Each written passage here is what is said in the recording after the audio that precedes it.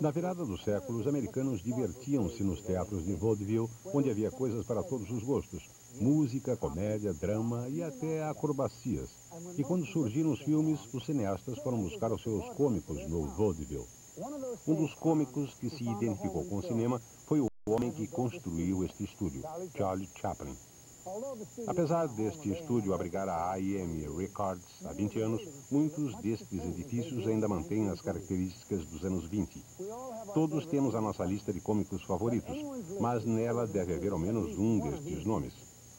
Mack Sennett, Charlie Chaplin, Harold Lloyd, Buster Keaton, Laurel Hardy, os irmãos Marx e W.C. Fields. Eles são alguns dos homens mais engraçados da história do cinema. Seu humor é universal, atemporal, e todos aprenderam a sua arte no vaudeville antes de ir para Hollywood e para o cinema. 1913. O ator no banco do passageiro é Mack Sennett, que sabiamente fez a transição de ator para produtor no início de sua carreira.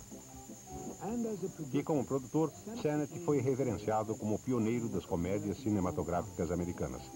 Mas as raízes de suas comédias estavam nos palcos do vaudeville. Foi lá que ele aprendeu a fazer as pessoas rirem. Com seus Keystone Cops, ele acertou a fórmula perfeita do riso. Ele pegou a figura representativa da autoridade, o policial, e adicionou diversão. A dignidade do uniforme e a indignidade das atitudes ultrajadas dos policiais tornavam hilariante o que faziam.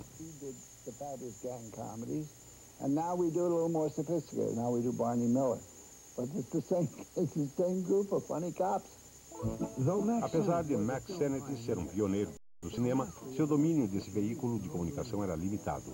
Seu estilo de comédia veio direto do vaudeville e, fora as cenas de perseguição, a maioria de suas comédias poderia facilmente ter sido encenada no palco. It was pratfall comedy, it was slapstick, it was crude, it was vulgar, but he was not the kind of visionary, I think, that, say, Georges Méliès was, who also made comedies, but they were surreal comedies because they took advantage of what the camera could do.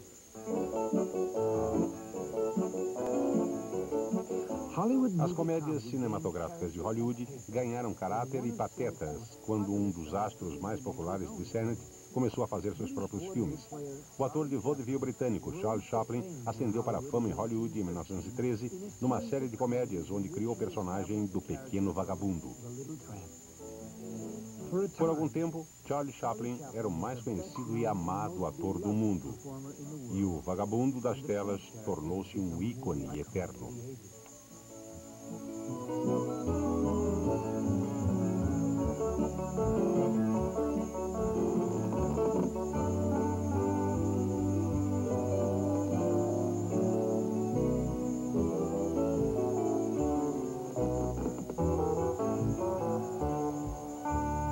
I don't know one of us that doesn't have that feeling, that doesn't feel the outsider. Every time I'm with, there's three of us, I know the other two are in collusion. And that they're standing me. They're just allowing me to be there, but I don't belong. And I think that's everybody's feeling in life. Did you ever go to a cocktail party and feel like you belong? Nah. You always wonder. Sit down at a table between two people, they're both comfortable. You're dying, you don't know why you're there. What to say to them, how to do it. We are a society of people who don't relate well. And that was the Tramp. He didn't relate well either. Charlie foi o primeiro comediante das telas a levar emoção ao seu desempenho. Ele se tornou o clássico homem comum. Charlie podia pegar uma situação do cotidiano e extrair humor dela. Um exemplo clássico vem de A Corrida do Ouro, quando Charlie fica tão faminto que cozinha seus próprios sapatos para comer.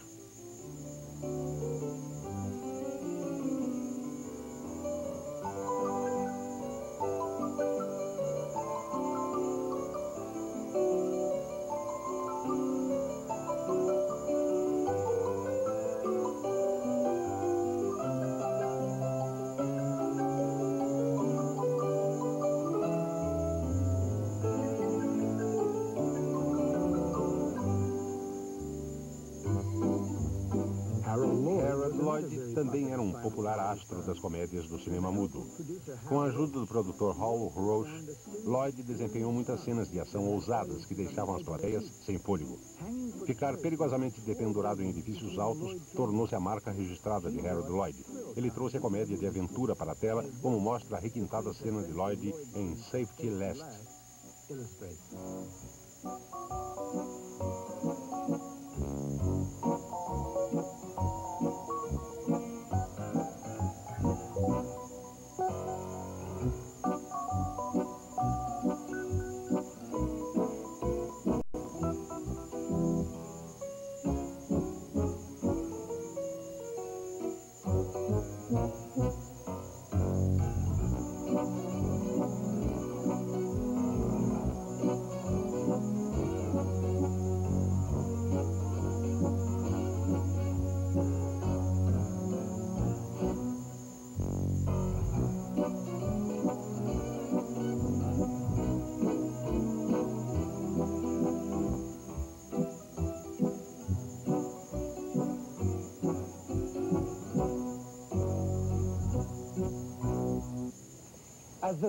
Enquanto a tecnologia dos filmes de Hollywood progredia, também progredia o entendimento de como ela poderia ser utilizada para criar um novo tipo de desempenho na tela.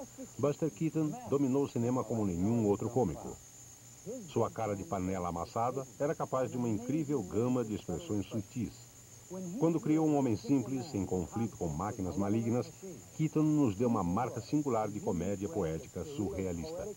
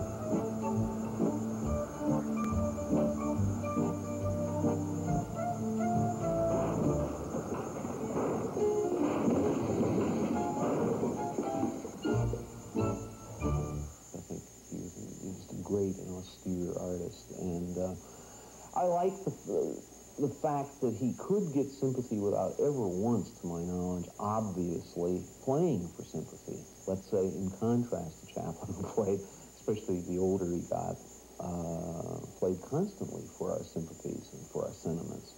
There was something sweet and touching about Keaton.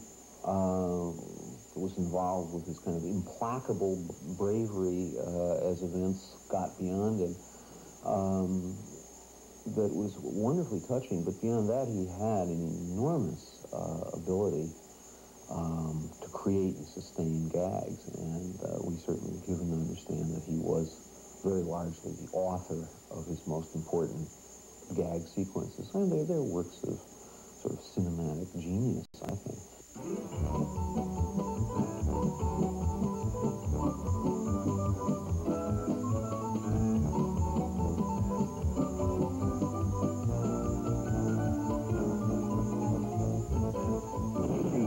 With Keaton. Keaton is absolutely imperturbable. He's the great stone face. Nothing phases him. He reacts to everything. Everything happens around him, but he's completely unfazed. He will run away from danger, but he's not running away terrified. He's just running away because he knows, oh, I better get out of the way of these rocks, otherwise something is going to happen to me. He was the first comic in film that really knew the medium, that knew what he could do with the camera that none of the others could do. In other words, Keaton's films could never take place anywhere except on film. He would seldom ever relate to the camera, but everything he did was strictly motion picture.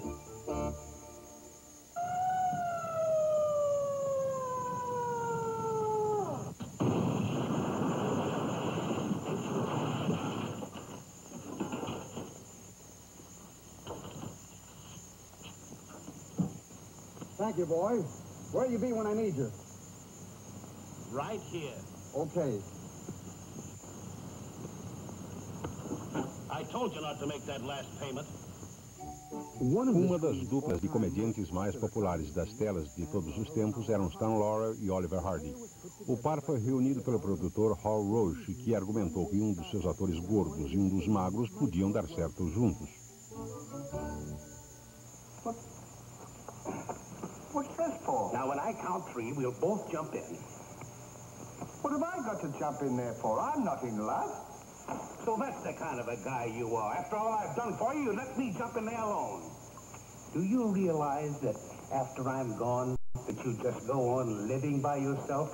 People would stare at you and wonder what you are, and I wouldn't be here to tell them. There'd be no one to protect you. Do you want that to happen to you? I never thought of that. I'm sorry if I hurt your feelings, Ollie. I didn't mean to be so dispolite. That's all right, Stanley. Let bygones be bygones. This is going to be easier than you think. Now move this over here for me. A transição de filmes mudos para sonoros foi boa para Laurel e Hardy. O som deu aos cômicos a habilidade de refinar seus personagens. Seus diálogos, seus maneirismos, a maneira como falavam e pensavam, foram bem transferidas para a era do som. Talvez a melhor dupla de cômicos da história do cinema, Laurel e Hardy suportaram bem o teste do tempo e são populares até hoje.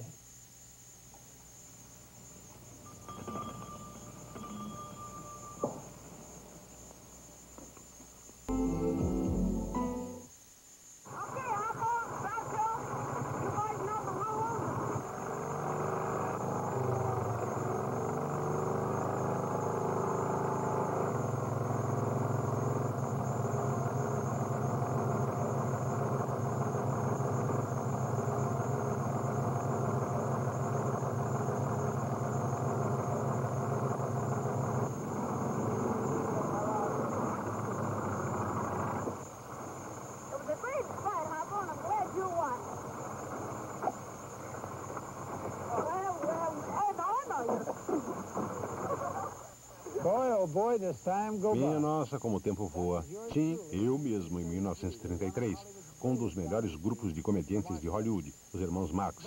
Apesar dos irmãos Marx terem a tradição dos grandes cômicos do cinema mudo, ainda eram únicos com o nascimento do som, permitindo que as plateias aproveitassem a sua brilhante perspicácia verbal.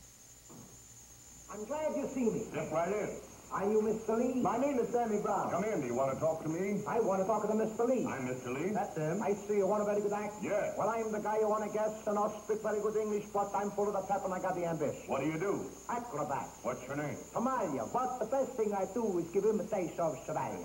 When the nightingale may look like you. That's enough. When you go out, don't slam the door. Well, what do you think? I need a drink. All right, I'll take it a drink. You'll take the air. Take the air, he cried. No like it, the air. It's too cold outside. Will you please keep quiet? I no say of the word. Not an and, a but, or an if. Not a word from you till you're spoken to. All right, you great big stiff. I want to speak to Mr. Lee. I'm a dramatic actor. So I see I'm Mr. Lee. Well, lend an ear to me. Can you play a role? Can I play a role? Do you know who you're looking at? No. Caesar's ghost. I play any kind of a role. You will? Now eat it up like that. I played a part in Ben-Hur once. What part did you play, sir? A girl, she played the part of Ben. And you? I played her. When you go out, take a slam at the door. You're kidding me, aren't you not? Kidding, you say. I've been here all day. Now show me what you got. I wanted to play a dramatic part, the kind that touches a woman's heart, to make her cry, for me to die. Did you ever get hit with a coconut pie? There's my argument. Restrict immigration. I think I'll recite. Let it go, all right. I'll give you a recitation. Or would you prefer to see me give my Chevalier imitation? When the nightingales could sing like you, they sing much sweeter than they do, 'cause you brought a new kind of love to me. Well, what do you think? Get me a brick. Here's a brick. I always carry one for this imitation. Hey, I ought to lay this on your head. You can't do that. You don't belong to the Bricklayers Union.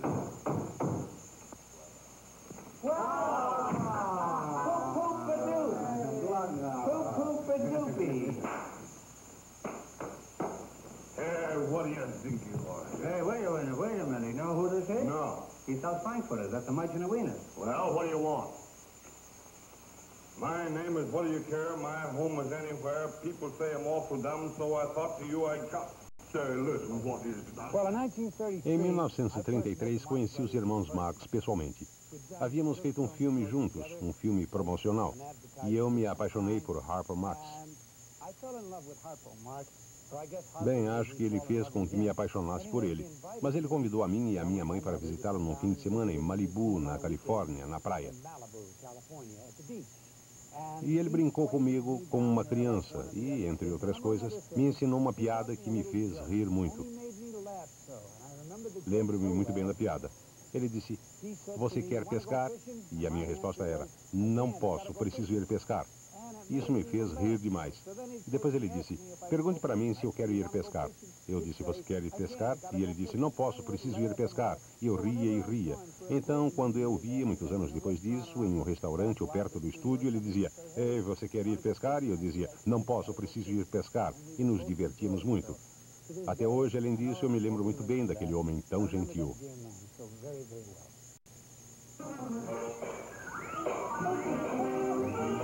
Marx Brothers would have been a fiasco in silent films because they are the most verbal of all comics. Their material was all honed on the New York stage and regional theater. Their verbal, it's verbal and visual comedy, but it needs sound to make it work. Not everybody likes the Marx Brothers. I think they are the funniest men in the world, bar none. I can sit through a Marx Brothers routine over and over and over again as I have, and still be absolutely reduced to jelly with laughter. Provavelmente o mais curioso sucesso dentre de todos os cômicos da tela seja W.C. Fields. Feio, gordo e alcoólatra, ele se tornou símbolo americano do herói anti-establishment. A pessoa que faz e diz todas as coisinhas maldosas que estão em todos nós, às vezes loucas para serem expressas. Esse personagem de Fields sempre era um pouco desonesto, um pouco desrespeitoso e muito temperamental. E ele tinha aquela inconfundível arrancada, um tom de voz arrebatador. You told me to stand over there, sir. Never mind where I told you to stand. You stand where I tell you. That kid's so dumb he doesn't know what time it is. Say, by the way, what time is it? I don't know. 10:15. Shut up, will you? Now stand clear and keep your eye on the ball.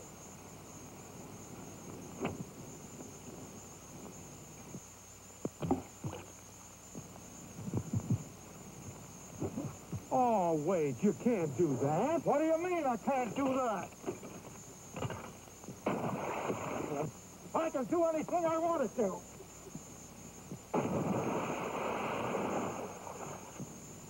Take this golf course.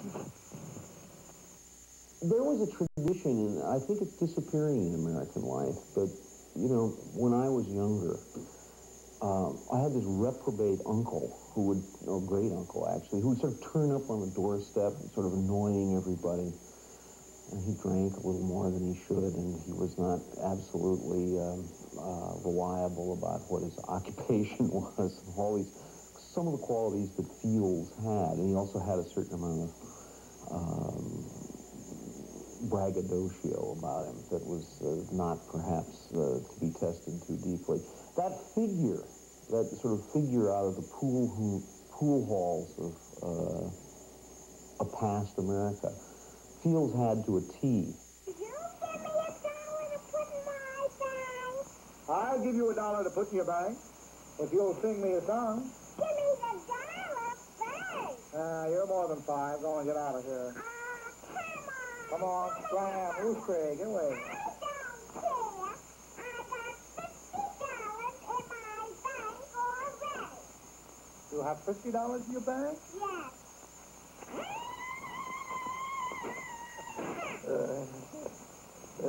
Yes.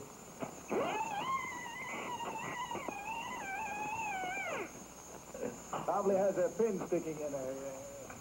Eles nos fizeram rir e nos fizeram chorar. Irão perdurar enquanto existirem os filmes. A comédia, nascida no vaudeville, enraizada nos filmes mudos de Hollywood e refinada quando o som forçou uma revolução no cinema.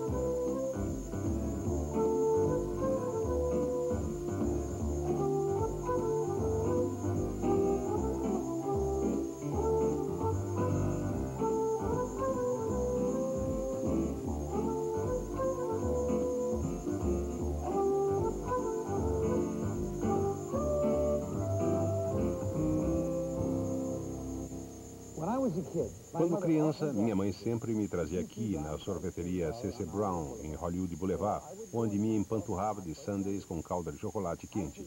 Na verdade, esse sundae foi inventado aqui. Naquela época, éramos os astros infantis de Hollywood, que fomos gerados nos anos 20 e tivemos nosso auge com o refinamento do som nos anos 30. Aqui em Hollywood, assim como no resto do país, éramos as criancinhas que rendiam grandes bilheterias e que, em alguns casos, rivalizávamos com nossos parceiros adultos em importância para o estúdio. Mas para alguns de nós, enquanto crescíamos, sob aqueles sorrisos e rostos radiantes, estavam lágrimas e esposas problemáticas. Talvez alguns de nós não quisessem crescer, ou isso não nos era permitido. A Grande Depressão foi um dos piores períodos da história americana. Mas, ironicamente, aqueles tempos negros deram nascimento à época de ouro de Hollywood. E como filhos da depressão, os astros infantis ofereciam às plateias um breve alívio do fardo de suas vidas diárias. The notion that in a society where everyone is being put upon by great forces, that a child, a mere child, person with not fully developed mental or physical skills, but with a good heart and good spirit, could somehow solve problems was very refreshing to people and very inspiring to people. Desde os primeiros filmes mudos, as crianças desempenhavam papéis importantes em muitos cenários. Mas o fenômeno dos astros infantis nasceu em 1921, com a produção de um filme chamado O Garoto. O garoto era Jack Coogan. Charlie Chaplin descobriu Coogan, filho de atores do vaudeville, e, aos 7 anos, fez dele seu coadjuvante em seu primeiro filme de longa-metragem. No mesmo ano do lançamento de O Garoto, Jack Coogan fez My Boy. Trilhando o sucesso de O Garoto, o filme contava a história de um menino pobre e de seu avô enfermo que não podia comprar o remédio para curar a sua doença. Jack ganha dinheiro cantando e dançando nas ruas.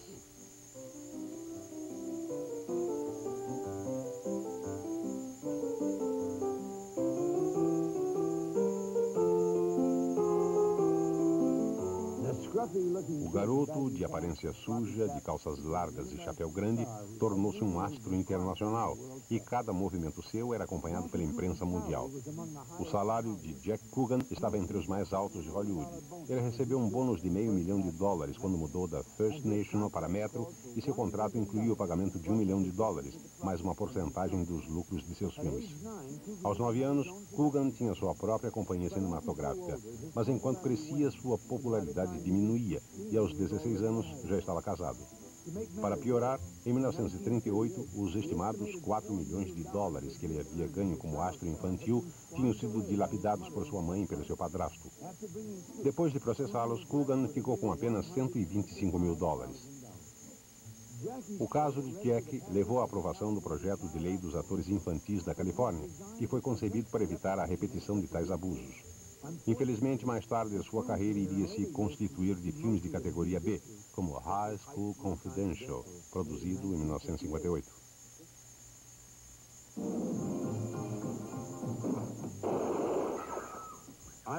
Ironicamente, Jack, que morreu em 1984, provavelmente será lembrado pelas plateias de hoje por seu papel como o asqueroso tio Chico na série de televisão A Família Addams. Right over there is Emmanuel Cohn, the head man of the studio.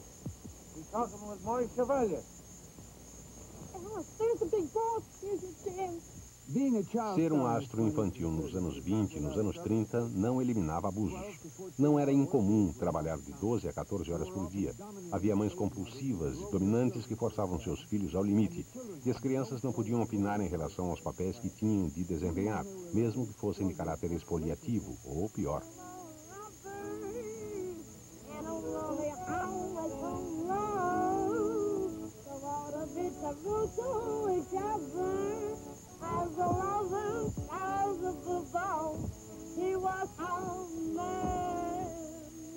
A friend of mine had a friend that had a little girl that they thought would be good in pictures. She came in and she was all made up like a star.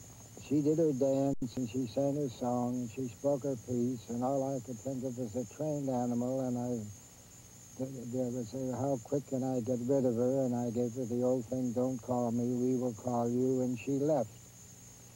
And I walked to the window and opened the windows to get some fresh air after seeing this kid. And a half a dozen kids were just outside of my window on the railroad track.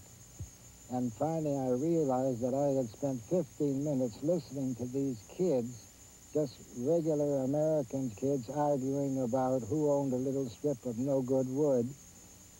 And I said, maybe if you made kids not all made up like that other little girl was, but real little kids that could act, that it might do good. And that was the start of the Our Gang. Nas comédias Os Batutinhas, Hal Roach provavelmente foi um dos primeiros produtores a retratar crianças negras de maneira não estereotipada. Neste clássico filme de Os Batutinhas, Follies of 1938, Buck Hurt, um dos personagens favoritos da série, junta-se às outras crianças para montar um espetáculo. Uma das crianças mais naturais e populares a se unir à gang era George Emmett McFarland, mais conhecido por Spank.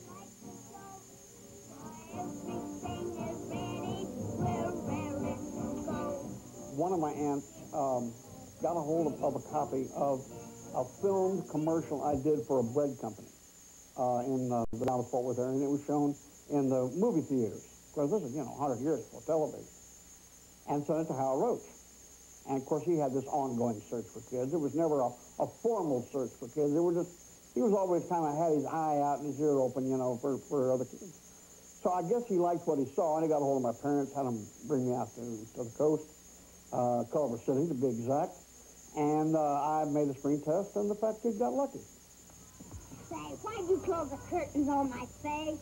Because you're trying to be a barroom, and you're supposed to be the king of crooning. Bah, crooning. My crooning days are over. Porky and I decided that a voice like mine is a gift. Yes, boom, boom, boom, boom.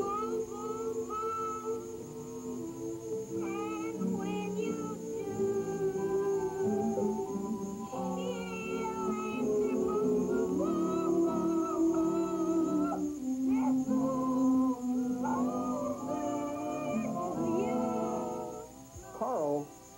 grew up not having a real definitive idea between right and wrong. It was kind of hazy. They let him run on a long leash. And I don't know, but I'm sure that you know what that does to kids. They never really know where that line is. So he grew up a little mischievous, stayed in not serious trouble most of the time. But it was just that he just didn't know any better. And this carried over into his adult life. Quando Carl Switzer, Alf Offers para os fãs, juntou-se à gangue em 1935, ele e Spank logo se tornaram as crianças mais populares da série Os Batutinhas. Mas, ao contrário de algumas crianças que cresceram e amadureceram em seus papéis infantis e encontraram uma vida plena, Al Offers foi infeliz.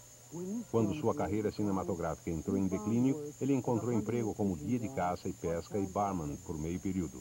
Depois, em janeiro de 1959, aos 33 anos de idade, ele foi morto por um antigo colega a quem ele havia agredido numa disputa por $50. Yeah, things hadn't been going so good with me. It looks like the years have been kind to you, Spanky. Oh, I've done all right. I think I was one of the lucky ones because I had the opportunity to say, I'm leaving. And I didn't stay at the dance too long. A lot of the kids, I'm afraid, stayed at the dance too long.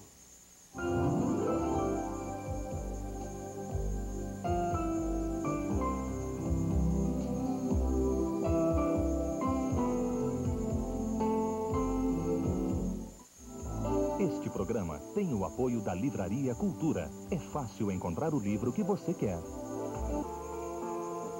Quem está louco, afinal? Na sessão de cinema, um cientista obcecado pelo futuro do mundo.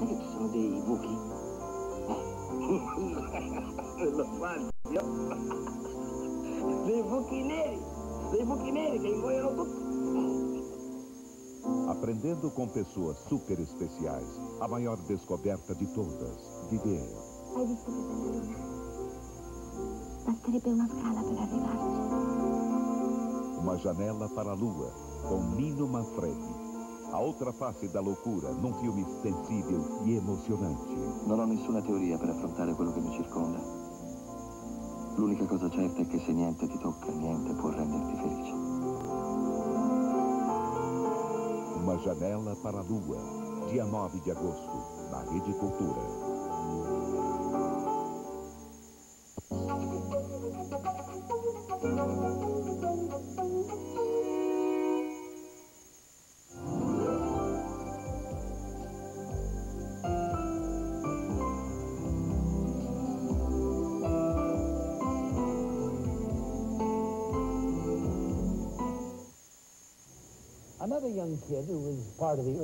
Uma outra criança que fazia parte da companhia de repertório Os Batutinhas era um garoto de 7 anos chamado Jack Cooper. Começando em 1929, participei de 8 capítulos antes de ser contratado pela MGM. Acho que era famoso pelas cenas de choro e acho que se pode dizer que me tornei um astro com a saída de Skippy em 1930. Depois de assinar com a MGM, fiz uma série de filmes com Wallace Beery. Jackie Cooper was, I think, truly one of the best kid actors ever. I mean, there was an absolute naturalism to him that was enormously touching. I mean, I think Jackie Cooper in Champ, when Wallace Beery dies, does one of the most magnificent pieces of acting. I don't know, he may have just been behaving, and maybe that's why it's so effective, but his work, as an actor would say, in that scene is astonishing. Doctor, what's the matter? What's the matter with him? Come on now, Dink. You've got to be brave, son. Why is the champ acting that way? He's never acted before. Why don't he talk to me? Well, but the champ is just tired. You understand. No, it ain't so. No. Oh, God. Oh, I want the jail. I want the jail. I mean, I don't know very many things with that kind of naturalism in it and that kind of force of emotion in movies anywhere. Jack Coogan, as crianças de Os Batutinhas e eu éramos típicas crianças americanas, mas os filmes às vezes pediam um tipo diferente e encontraram um Fred Bartholomew, nascido em Londres, onde começou sua carreira nos palcos aos 3 anos. O refinado e afável Fred veio para os Estados Unidos com sua tia em 1935 para fazer uma visita. Ele foi oferecido o papel principal da filmagem do clássico de Dickens, David Copperfield. Ele ficou em Hollywood e tornou-se um dos astros infantis mais populares dos anos 30, filmando outros clássicos, como O Pequeno Lord, em 1936. Essa era a história de um garoto americano e seu nobre avô inglês que manda trazê-lo para reivindicar sua herança como seu herdeiro. I'm your grandson, Mr. Heavenson brought. I'm Lord Fauntleroy.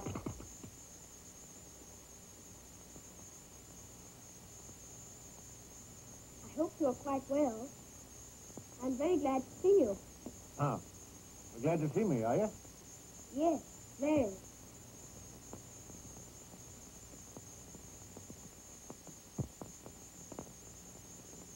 I kept wondering what you would look like, if you'd be anything like my father. Oh, and am I? Well, I don't think you are, very. You're disappointed, I suppose. Oh, no. Bem, o gentil e educado Bartholomew havia alcançado o estrelato com este filme, o seu segundo. Um outro jovem que contracenava com ele estava começando a ser notado. Seu nome era Mickey Rooney. E quando Fred se aposentou dos filmes, no início dos anos 40, a estrela de Mickey começou a brilhar. I hope trade will be good. Gee, if trade gets any better, I'll be rolling around in diamonds and pearls. Tive o prazer de trabalhar com Fred e Mickey em 1936 em um filme com o engraçado título The Devil is a Sissy. Era o reverso do enredo usual, onde Fred, como um garoto inglês, vem para a América e tenta entrar para a nossa gangue. Nessa época, Mickey ainda não alcançara o estrelato. E apesar de Fred e eu sermos os astros desse filme, foi Mickey quem roubou a cena. O rapaz queria se tornar Mickey Rooney, chamava-se Joe Yuli Jr. Nasceu no Brooklyn, Nova York, em 1920. Ele já estava no palco com seus pais aos 18 meses de idade e fez sua estreia nos filmes aos 6 anos. De 1927 a 33, Mickey apareceu em cerca de 50 comédias de curta-metragem, como o arrogante e mais cativante Mick Maguire. Na época, ele até havia adotado esse nome. This morning. I'm awfully sorry, but it was this way. I caught my fingers in the puzzle and I couldn't get them out. Fiddlesticks, let me have that. The idea of trying to... Oh, how do you get out of this thing? That's what made me late, teacher. Oh, release me at once. Release me. Oh, the very idea.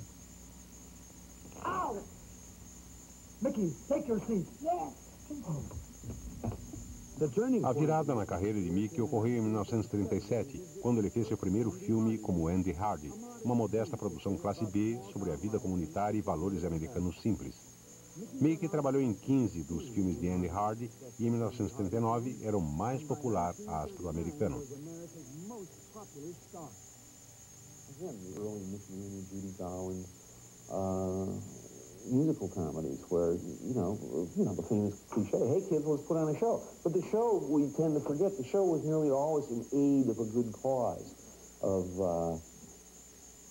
a charity they wanted to support, something they wanted to do, but their parents and the institutions of society couldn't help them to do. So good old American pluck, you know, they put on a show and make some money and accomplish their end. Cones, please. And I'd like a diamond change, too. Are you saving them, Mickey? Mm-hmm. I'm going to give mine to President Roosevelt. President? What? Yes, you see, Judy, I've got my envelope made out right here. It's all ready to go. See for yourself. Oh, I know. That's a March of Dimes for your apparatus fund. That's right. And, Judy, when I spend a dime on myself for some little luxury like this, I always think about those unfortunate kids and how far just a dime will go toward helping.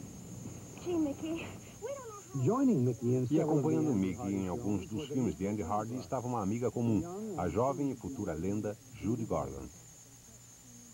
Imagine, you're over the rainbow, in a fantastic land of tiny people half your size, a land of flying monkeys and the Wicked Witch of